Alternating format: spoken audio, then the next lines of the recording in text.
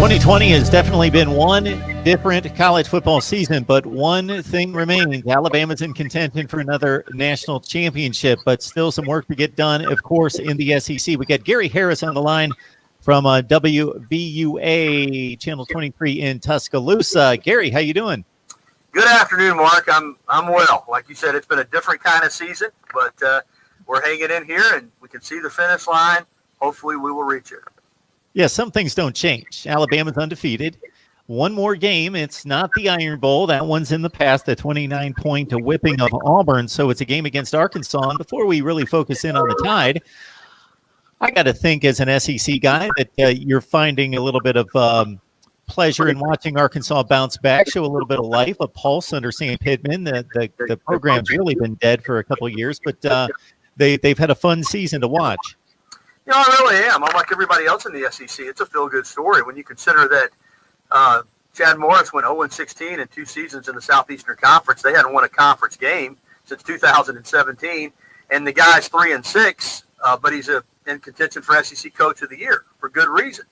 Easily could be 6-3, Marcus. You know, just as easily as they. The bottom line is, you are what your record says you are. They're 3-6, but they've won 3 SEC games after not winning a single one the last 2 seasons. And with a play here or there, or maybe a call that goes their way, specifically like in the Auburn game, they might be 5-4 or 6-3. They've been competitive in just about every game that they've played. They play hard. They have had times when they've been able to run the football. They've other times when they passed the ball very well defensively. They started out really strong. Now they've let up a little bit in terms of the statistics here lately. Florida rung up some big numbers. Missouri rang up some big numbers this past weekend. But they're a very competitive team, and they'll be excited about playing Alabama Saturday. You know that. I mean, it is truly a case of everything to gain and nothing to lose for Arkansas. I mean, they are one of those teams that they go out there, they play hard, they stay competitive in the game, and make it a third or fourth quarter game, and they're going to feel good about themselves. I don't know if Felipe Franks is going to start at quarterback or the other kid, but either way, I think they'll try to make some plays on offense. We're talking Tide with Gary Harris from WVUA 23, sports director there in Tuscaloosa. So when you talk Alabama football, you can do no worse, do no better, I should say, than talking with Gary here. So I don't know what the point spread is on this Arkansas game. I got to think it's pushing the 25-point range with 4 touchdowns. Yeah, it's over 30.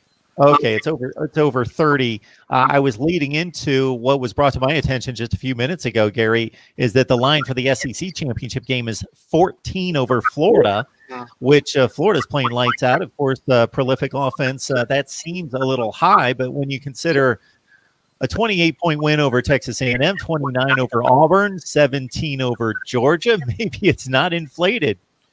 I don't think it is. They're 31 against Arkansas.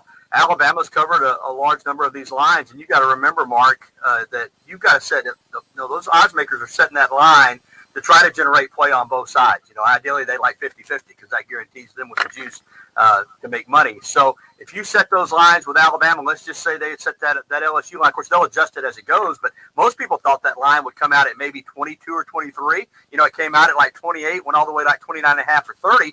Because if they had they know what they're doing. If they set that thing at 22 or 23, all that money would have rolled in on Alabama. Then you'd have been trying to adjust the line, but it'd been too little, too late. So they're really, really good. You think about the line against LSU, and it's 45-14 at halftime, and Alabama did cover, but they didn't run away from the point spread. So 31 at Arkansas, I do think sounds about right. And 14 against Florida. Initially, you go, wow, 14 against Florida with that offense.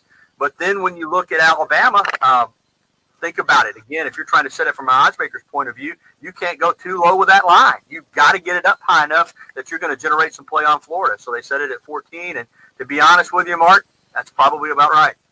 So, Gary, that said, I'm going to give you the impossible assignment. Find some weaknesses in this team. What do they need to work on? What is there anything there that Florida can exploit? I think that there is. I think defensively they've gotten consistently better, which is what you want to do. But still, they, like most teams in this day and age with these prolific offenses, they're vulnerable to the big play. We saw it. LSU had 2 touchdowns And both of them came on big plays, even though the one time the kid dropped the ball before he crossed the end zone, LSU recovered that fumble. The other was on the long run play by Emory. And, when you're playing defense against a team like Florida, with all those playmakers, all it takes is one mistake. It takes one guy that isn't where he's supposed to be, and you have a bust. And even in the Auburn game, Seth Williams got ahead of the defense by 10 yards. I mean, he just dropped the ball. So I think they're like most defenses now, Mark. They are vulnerable to the big play. I don't think you're going to consistently line up, and that's the great thing about Florida. They don't even try to run the ball. I don't think you're going to consistently line up and be a run-heavy team and have much success against this team. You're going to have to beat them through the air, but Florida has that potential. So I do think they're vulnerable in that regard. The good news for Alabama is, as they proved against Ole Miss, and really they proved all year long, is they can win a shootout against you. They can give up 40-plus points and still win the game.